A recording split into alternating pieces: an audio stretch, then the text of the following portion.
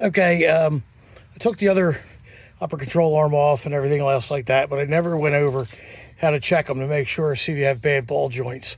It's really easy to do. You got your tire, your car up. This isn't too far up off the ground, but it's up far enough to where the tire's hanging free, and I can spin it if that's all you need at that high. And you give the tire a push and a shake. You hear that? You see I can shake that like that? Two things can be wrong. If you have a loose bearing, and I know I don't have a loose bearing, so I check that, or you have a ball joint that's bad. In this case, it's the upper ball joint. I can see it's loose, or I already checked to see it's loose, and that's where the noise is coming from. You shouldn't have any play like that at all in your wheel. So both sides had bad ball joints. I'm getting ready to take this wheel off and start working on this ball joint while I got the other one in the shop. Today I just put the other one in the shop to get the new bushings pressed on, because if I'm going to change the ball joints, I might as well take the upper control arm completely off, put new bushings on it, and makes it a lot easier to drill out the old ball joints. You know, the old ball joints on this thing, if they're from the factory, they're going to be stamped and pressed in. Riveted in, and you have to drill them out, which is what I did before. So, yep, there you go. I'm laying down, so everybody saw how to get a tire off with an impact wrench. Zip, zip, zip, zip, zip. 5 things and it'll be off. So that's all we're going to do here. Okay, got our tire off, and next thing we're going to do is get under here and clean out that mess where the bolt is that holds the ball joint shaft or whatever it is. We're going to have to take that. We're not going to take it off completely, and there's a reason. We're going to loosen that up, clean that up with a screwdriver, get all that grease and shit out of there, take it out. So 3/4 inch nut that needs to come out, but we're going to loosen it up, but not all the way. And that's because the spring here, when we loosen this up, when we finally crack this ball joint, it'll push down and explode right down, and I don't want to do that with the lower ball joint. So what we're going to do is we're going to support the wheel, the rim, with a jack, and probably a piece of cement block under there while we're doing this, because we don't want that popping right out. I did the other side that way, so that's what we're going to do. Okay, one thing I'm learning on these, this is the easier side to work on, is these bolts here holding this dog bone on that connects to this upper control arm. These bolts are a bear to get off. They're fine thread. I believe they're grade 8, and they are some strong bolts. And let me get this sparklet wire out of the way. There it is.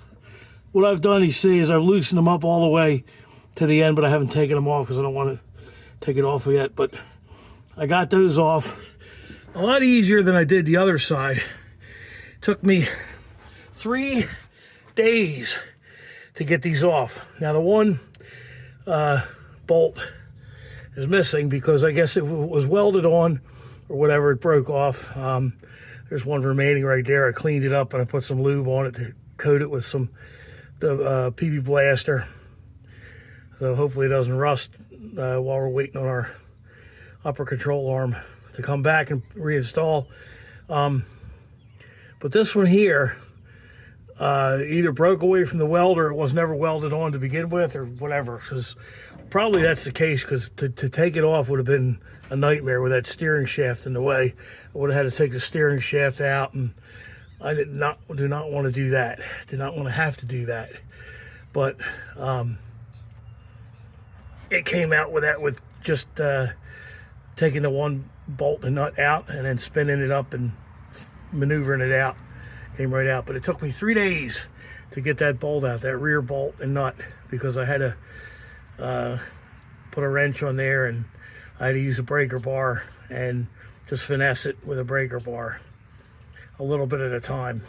And yeah, if I'd had a gas axe, also commonly known as an acetylene torch, it would have been really easy, because it can't hold tight if it's liquid.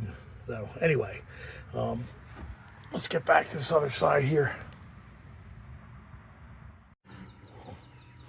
Hello, welcome back to another edition of Junkyard Hack.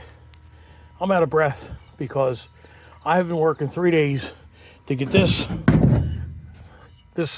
damn upper control arm off the 60 Biscayne. Okay, and the reason I'm taking this upper control arm off is because the ball joint is shot.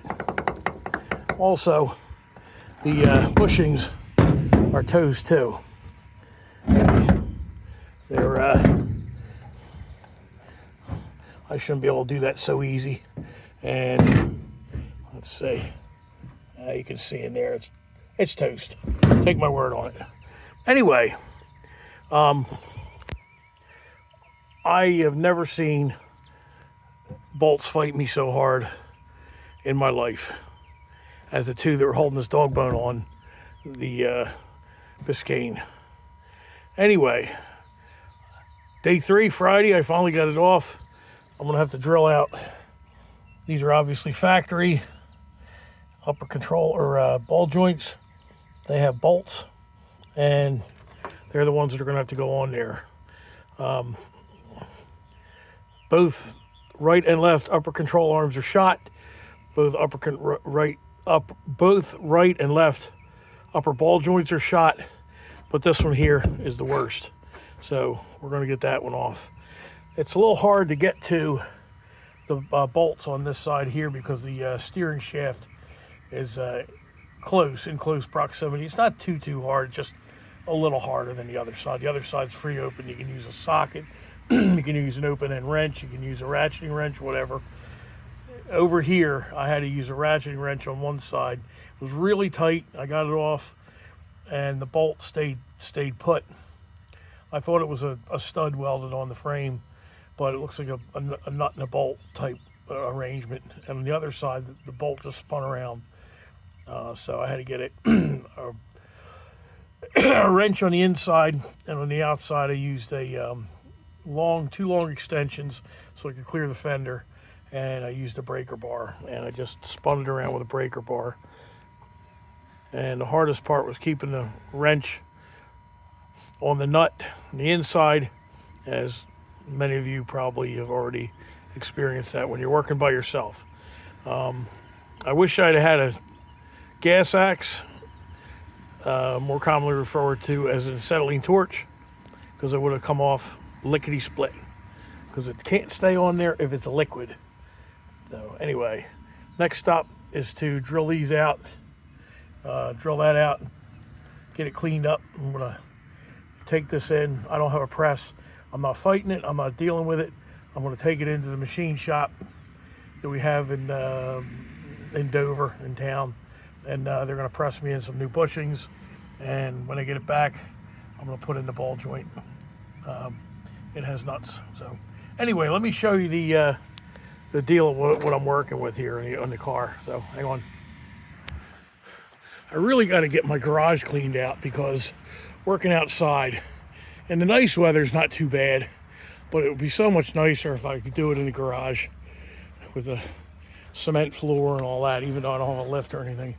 Anyway, kind of dark, but yeah, there you go. So up there you can see the area, the hole there. That's where the bolt and nut assembly came out, and up on the front part is where there's another bolt, and it's either rusted to it, frozen, won't come out. And you can see here what I'm dealing with. I got that steering shaft in the way. It came out no problem. I just had to maneuver it around, and I'm sure that I could probably put it back in, maneuver it around. One of the things I want to do is clean these threads up really good, because it looked like they were not cross-threaded, but a little bit distorted. So as far as the other one goes, I might, if I can't get those nut and bolt to spin on there without too much trouble, I'm just going to get new ones, new grade 8 bolts, fine thread grade 8 bolts, to replicate what I have, put new stuff in. If I get this one out, maybe I'll do this one too, but I'm probably going to just wire wheel it and take my chances with it. I guarantee you that's strong stuff there. They weren't playing around when they made these in 1960, 59, or whatever this one was made. So that's this side here. Let me show you the other side. You see the other side, it's a lot easier. Just the spark plug wires are in the way. Just pop them off real easy. Got plenty of room to work with the nuts on there. Yeah, you get, the hell is that nut? Oh, it's blocked by a wire. There you go, right there. Yeah, you can get a, that brake line is underneath, so you get a socket on that, no problem. And I don't know if those nuts are gonna, or the bolts are gonna spin, but I'm gonna say, I don't know, but in any case, this one here should be a lot easier to take off. Now we'll see how that goes. But anyway, that's all I'm gonna do for today. Not that much of a video, but I figured I'd do something, film what I'm doing. I didn't want to film me actually doing it because there's way too many cusses and curses, and I was using a lot of K's. There's a lot of K's, that's all I'm going to say. A lot of hard K's going on. So that's all I'm going to say, and we'll just leave it at that. So anyway, it's the start of my weekend. Everybody out there, have a blessed weekend. Enjoy what you're doing. If you have a hobby, get out there and work on your hobby. If you got a hot rod, get out there and work on your hot rod and get it back on the road. Take care. God bless. Okay, we have our bushing kit right here and our upper control arm somewhat cleaned up. The old ball joint drilled out and removed. We're getting ready to take it to the machine shop and have them press in the bushings. And we'll see it later when I pick it up. Okay, as you see, I got this tool on my ball joint. It's a ball joint cracker, and I like to use this tool better than the one like a pickle fork or hammer or anything like that. I feel it's been more effective for me to crack a ball joint or a tie rod end or something like that. You just put it in there, adjust it in, hammer it between the ball joint up there, put the other end on the nut. At the bottom, it exerts pressure up, in this case up, to loosen the ball joint. And sometimes you gotta adjust it, and it takes a while, but I've never had it not work. There we go. That's it. And there you see, let me get this right. There you see, the ball joint's cracked. That loud noise you heard was the ball joint coming out. So I gotta support this lower control arm because this spring tension is what's popped that out. And yeah, let's get a jack under there, jack it up, and get this ball joint completely out, loosened up, and get the rest of this control arm out. And after a little bit of cussing and fighting, not too much, we have one upper control arm out and a really loose ball joint with no boot. And both ball joints being this sloppy would account for the death wobble that I had when I was driving this car.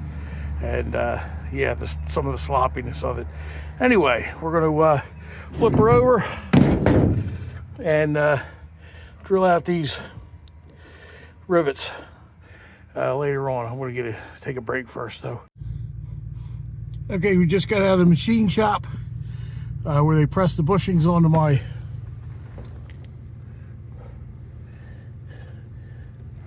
upper control arm, and everything looks good. She's all sanded down, ready for paint. And when I take her home, I'm going to spray her down with some paint, fog her down a little bit before we put her on. Now, that's the one that goes on the right side. Yeah, right side. Anyway, take care, and there you go.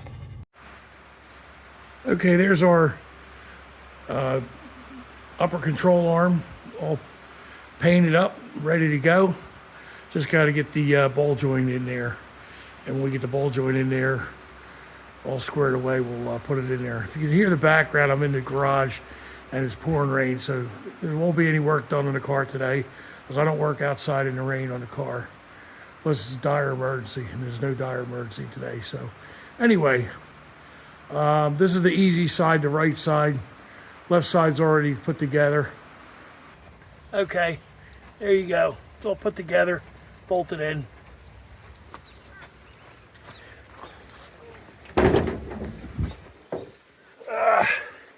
Yep, all bolted up.